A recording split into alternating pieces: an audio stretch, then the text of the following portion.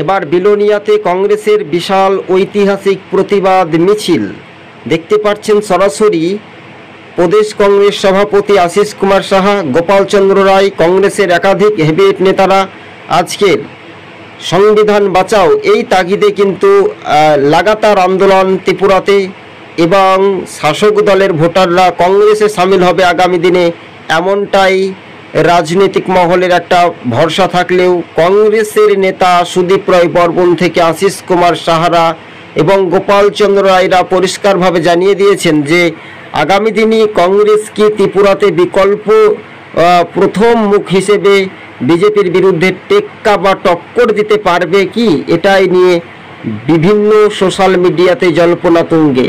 তবে একদিকে বিজেপি, অন্যদিকে কংগ্রেস।